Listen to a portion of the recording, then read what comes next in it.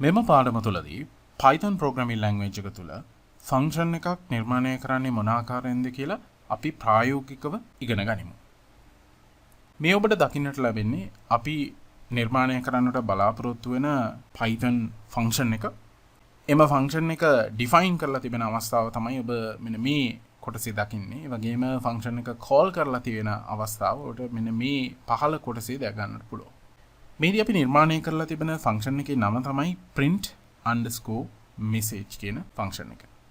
print_message කියන function එකට arguments නැහැ. ඔබට පේනවා ඇති මේ වරහන් තුල හිස් කොටසක් තමයි දකින්න ලැබෙන්නේ. මේ කිසිම argument එකක් අපි ඇතුළත් කරලා නැහැ.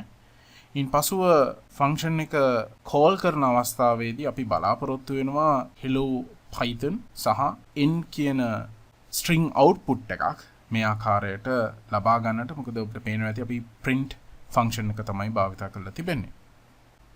මේදී අපි ඩිෆයින් කරගත්ත Python ෆන්ක්ෂන් එක අපි මේ ආකාරයට කෝල් කිරීමක් සිදු කරනවා. අපිට පේනවා ඇති කෝල් කිරීමේදී අපිට අවශ්‍ය වෙන්නේ ෆන්ක්ෂන් එකේ නම සමග ඒ වරහන් මේ ආකාරයට ඇතුළත් කිරීම පමණයි. මේ ආකාරයට PyCharm software එක තුළ මම සකස් කරගෙන තිබෙනවා function.py කියන Python script එක. මෙහි අපි මුලින්ම කමෙන්ට් එකක් ඇතුළත් කරලා තියෙනවා. ඔබට පේනවා ඇති Python කමෙන්ට් එකක්.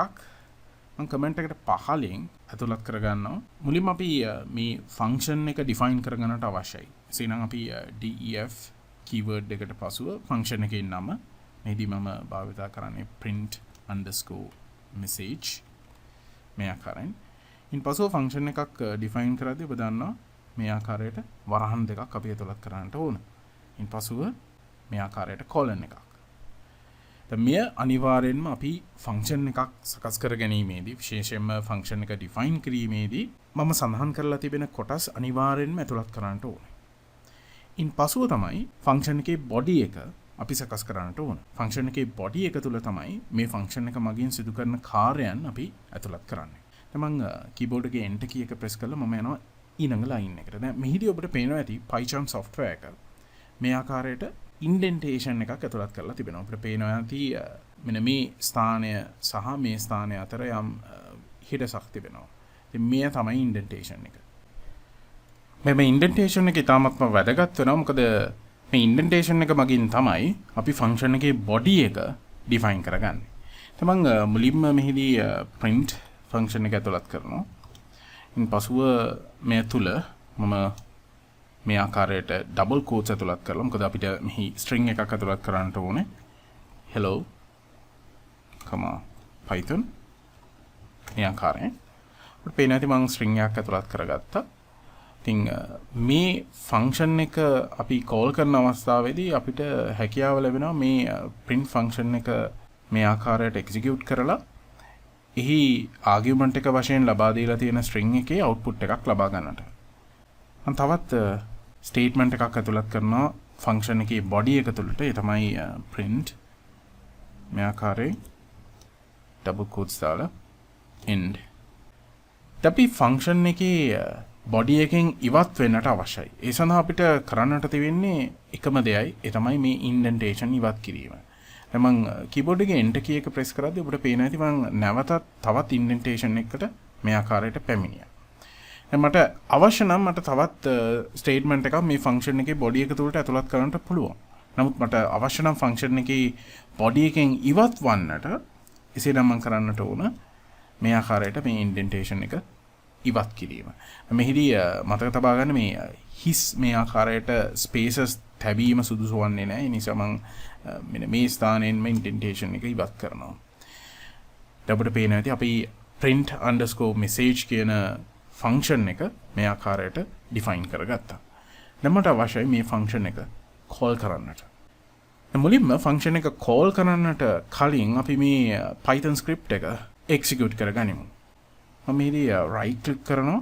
ඊපස්ව මම select කරනවා run function. අපිට පේනවා ඇති Python script එක මේ ආකාරයෙන් run වෙනවා. නමුත් Python script එක run වුණාට අපිට කිසිම output එකක් ලැබෙන්නේ නැහැ. මොකද ඒකට හේතුව තමයි ඔබ ෆන්ක්ෂන් එක ඩිෆයින් කරාට ප්‍රමාණවත් නැහැ. ෆන්ක්ෂන් එක කෝල් කරන්නට ඕන ඒ ෆන්ක්ෂන් එකේ බොඩි එක තුල තිබෙන ස්ටේට්මන්ට්ස් එක්සිකියුට් කරන්නට.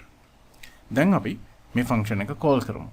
ෆන්ක්ෂන් එක කෝල් කිරීම සඳහා ඔබට කරන්නට තිබෙන්නේ ෆන්ක්ෂන් එකේ නම මේ විදිහට ඇතුළත් කිරීම.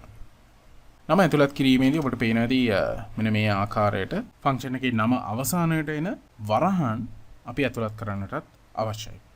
දැන් මෙහි ඔබට පේනවා ඇති PyCharm software මගින් මට මෙන්න මේ ස්ටේට්මන්ට් එක මේ විදිහට අන්ඩර්ලයින් කරලා තිබෙනවා. දැන් මේ අන්ඩර්ලයින් එක මතට මම mouse pointer එක ගෙන යද්දි මෙහි මට පෙන්නනවා pep8 expected 2 blank lines after class of function definition.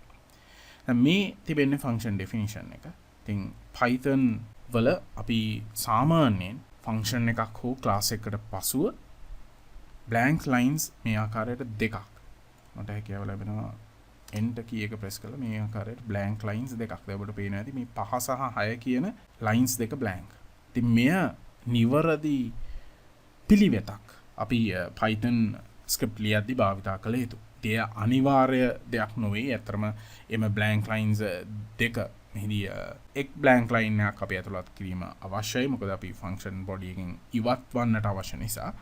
නමුත් මේ 6 වන blank line එක එහෙම නැත්නම් මේ 6 කියන line එක blank කිරීමම අවශ්‍ය වන්නේ නැහැ. ඊයින් program එකේ කිසිදු error එකක් ඇතිවන්නේ නැහැ. නමුත් Python script එකක් ලියන යම් පිළිවෙතක් තිබෙනවා.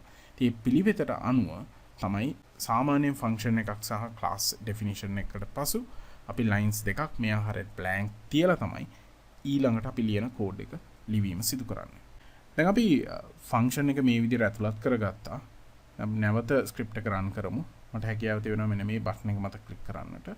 දැන් අපිට පේනවා ඇති Python script එක මම execute කරද්දී මට මෙන්න මේ 3 සහ 4 කියන lines වල තිබෙන statements මේ ආකාරයට execute වෙලා output එකක් ලැබෙනවා. අපිට පේනවා ඇති hello python සහ n කියන e text output එක මට ලැබෙන්නේ මේ Python function එක මේ ආකාරයට නිවරදිව call කරපු නිසායි.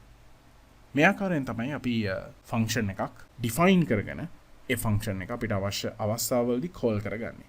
දැන් කෙනෙකුට හිතෙන්නට පුළුවන් මේ function එක අපිට එක්වරක් පමණක්ද call කරන්නට පුළුවන් කියලා. නෑ.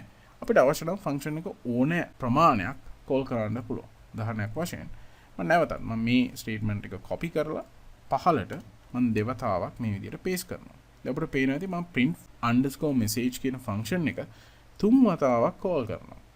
දැන් අපි බලමු output එක අපිට මොන ආකාරයෙන්ද ලැබෙන්නේ කියලා.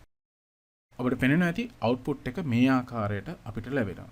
print_message function එකේ අපි body එකේ ඇතුළත් කරලා තියෙන එම statements මේ ආකාරයට 3 වතාවක් execute වීම සිද්ධ වෙනවා. ඉතින් මේ ආකාරයෙන් ඔබට හැකියාව තිබෙනවා යම් function එකක් සකස් කරගත්තට පස්සේ ඔබට අවශ්‍ය ඕනෑම වාරයක් එම function එක call කරන්නට.